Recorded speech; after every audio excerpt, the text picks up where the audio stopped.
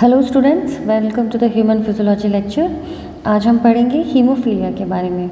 Haemophilia ये एक किस तरीके की बीमारी है कि जो क्लॉटिंग फैक्टर्स होते हैं उसमें इम्पॉर्टेंट होता है क्लॉटिंग फैक्टर 8। जब इसकी कमी हो जाती है, क्योंकि ये एक हेरिडिटरी डिसीज़ है, पैतृक डिसीज़ है, तो इसकी कमी होने की वजह से क्लॉटिंग टाइम जो है वो इंक्रीज़ हो जाता है, यानी खून का थक्का बनता है, जो उसका जो बनने का समय है वो बढ़ जाता है, जिसकी वजह से ब्लीडिंग का जो टाइम है वो बढ़ जाता है। ब्लीडिंग की जो टेंडेंसी है वो बढ़ जाती है, यानी ब्लीड ज़्यादा हो जाता है, क्योंकि उसको रोकने के लिए खून का थक्का समय से नहीं बन पाता। इस कंडीशन को हम बोलते हैं haemophilia. Basically deficiency of clotting factor 8 की कमी से होता है। ये एक एक्स लिंक्ड रिसेसिव टाइप का हेरिडिटरी डिसीज़ है and it's characterised by bleeding tendency associated with increased clotting time. अब हीमोफीलिया को हमने 3 तरह से क्लासिफाई किया है। पहला है हीमोफीलिया ए, दूसरा हीमोफीलिया बी और तीसरा हीमोफीलिया सी। तो हीमोफीलिया ए को हम ऑल्सो क्या कहते हैं, ट्रू और क्लासिकल हीमोफीलिया कहते हैं, क्योंकि बेसिकली ये डेफिशिएंसी क्लॉटिंग फैक्टर 8 की कमी से होता है। क्लॉटिंग फैक्टर 8 यानी एंटी हीमोफिलिक ग्लोबुलिन, ठीक है। जब ब्लड में इसकी कमी होती है तो इसी वजह से हीमोफीलिया से पर्सन सफ़र होता है। Mainly occur in 38% cases, 38% cases में ये मिलता है। इसके अलावा sex linked recessive disease affect males exclusively. इसका जो इफ़ेक्ट है वो मेल्स में सबसे ज़्यादा देखने को मिलता है, जबकि फ़ीमेल्स जो है वो कैरियर होती हैं। तो फीमेल्स जो कैरियर करने का काम करती हैं और मेल्स में इसका इफ़ेक्ट दिखाई देता है।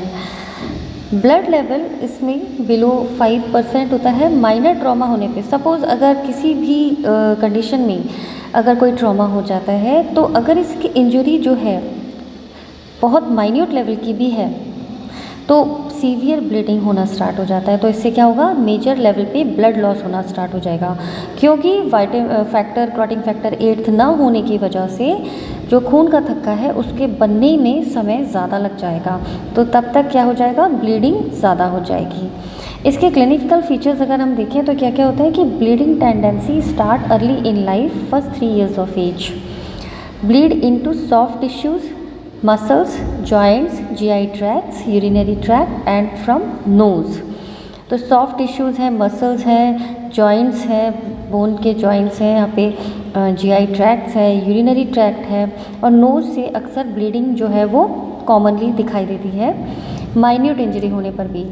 रिपीटेड जॉइंट हैमरेज कंडीशन में सीवियर हैमरेज ऑफ जॉइंट्स भी इस टेंडेंसी में दिखाई देता है। तो सीवियर डैमेज हो जाता है जॉइंट्स को। Soft tissue haemorrhage at mouth that cause respiratory obstruction and death by suffocation. तो अगर जो ये सीवियरिटी है इतने ज़्यादा लेवल पे हो जाती है जिसमें रेस्पिरेटरी ऑब्स्ट्रक्शन भी अगर हो जाता है तो पर्सन की जो डेथ है वो सफोकेशन से हो जाती है। तो इस तरीके के हीमोफीलिया को हम बोलते हैं हीमोफीलिया ए या फिर क्लासिकल हीमोफीलिया, जो कि फैक्टर 8 की कमी से, क्लॉटिंग फैक्टर 8 की कमी से होता है। ये बहुत इंपॉर्टेंट क्वेश्चन है। Next is haemophilia B. इसे हम क्रिसमस डिसीज़ भी कहते हैं, क्योंकि ये क्लॉटिंग फैक्टर 9 की डिफिशिएंसी से होता है, और 9th को हम Christmas factor plasma thromboplastin component भी कहते हैं। ये एक रिसेसिव एक्स लिंक्ड डिसीज़ है और mainly occur in males and transmitted by females. इसमें क्या क्या आपको देखने को मिलता है, पर्सन सफ़र फ्रॉम हिमेटोमा। इसका मतलब होता है लोकल ब्लीडिंग, कहीं भी माइनर इंजरी होने पे बहुत ज़्यादा लेवल पे ब्लीडिंग होना स्टार्ट हो जाता है। इसके अलावा हिमार्थ्रोसिस, हिमार्थ्रोसिस का मतलब होता है articular building in joint cavity. तो जैसे टेंडेंसी इसमें भी थी कि जैसे जॉइंट्स में ब्लीडिंग होना स्टार्ट हो जाता है, और ये जब जॉइंट्स में ब्लीडिंग सीवियर लेवल पे कोई भी इंजरी हो जाए, हेमरेज हो जाए, तो जॉइंट्स डैमेज भी हो जाते हैं। इसी तरह से इसमें भी ये चीज़ है हिमार्थ्रोसिस। नेक्स्ट इज क्रिपलिंग हिमार्थ्रोट्रोपी थ्रोपैथी। तो क्रिपलिंग हिमार्थ्रोपैथी में भी मल्टीपल ब्लीडिंग एपिसोड्स आते हैं जॉइंट्स में और अदर टिश्यूज़ में। तो ओवरऑल जो है क्लॉटिंग टाइम थोड़ा इंक्रीज़ हो जाता है, लेकिन इसके साथ साथ में इसके लिए रिस्पॉन्सिबल फैक्टर है क्लॉटिंग फैक्टर 9। इसका जो डायग्नोस्टिक ट्रीटमेंट जाता है, डायग्नोसिस जाता है, वो जाता है कि इसमें जो प्रोथ्रोम्बिन टाइम है वो नॉर्मल रहता है, जिसमें पार्शियल थ्रोम्बोप्लास्टिन टाइम जो है वो बढ़ जाता है। इस पार्शियल थ्रोम्बोप्लास्टिन टाइम को क्योलिन सिफेलिन क्लॉटिंग टाइम भी कहते हैं। ये एक अदर MCQ क्वेश्चन है।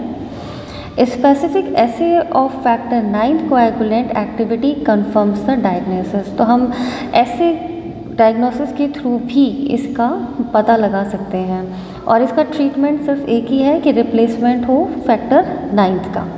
जब हम इसकी बात करते हैं हीमोफीलिया ए की, तो इसमें ब्लीडिंग टाइम जो है वो नॉर्मल रहता है, प्लेटलेट काउंट नॉर्मल है, प्रोथ्रोम्बिन टाइम नॉर्मल है, कोएगुलेशन टाइम जो है वो इंक्रीज हो जाता है या बढ़ जाता है, या फिर पार्शियल थ्रोम्बोप्लास्टिन टाइम जो है वो प्रोलॉन्ग हो जाता है, बहुत ज़्यादा बढ़ जाता है।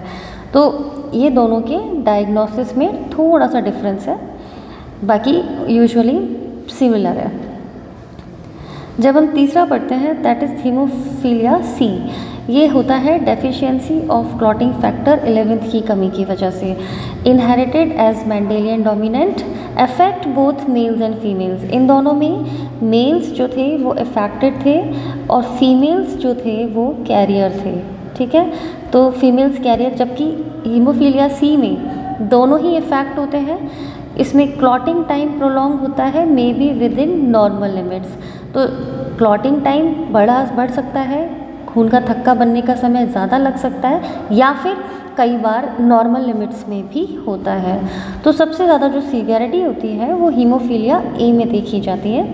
इसके अलावा हीमोफीलिया बी और haemophilia C. So I hope कि हीमोफीलिया से रिलेटेड जब शॉर्ट नोट क्वेश्चंस या वाइवा वॉइस क्वेश्चन आए तो आप इसको पिक कर पाएँ, आप बता पाएँ कि हीमोफीलिया ए, बी और सी मेनली किस किस क्लॉटिंग फैक्टर्स की कमी से होता है, इसमें कौन कौन इफेक्ट होता है, कौन कैरियर होता है, और जो डायग्नोसिस में कॉजेज़ क्या क्या होते हैं, इसके अलावा क्लिनिकल फीचर्स दोनों में क्या होते हैं और दोनों का डायग्नोसिस कैसे किया जाता है। तो इस हिसाब से आप हीमोफीलिया का ये क्वेश्चन अटैम्प्ट कर पाएंगे। Hope you will like the lecture. If you like this lecture please like and subscribe my channel. Thank you, wish you all the best, good luck to you.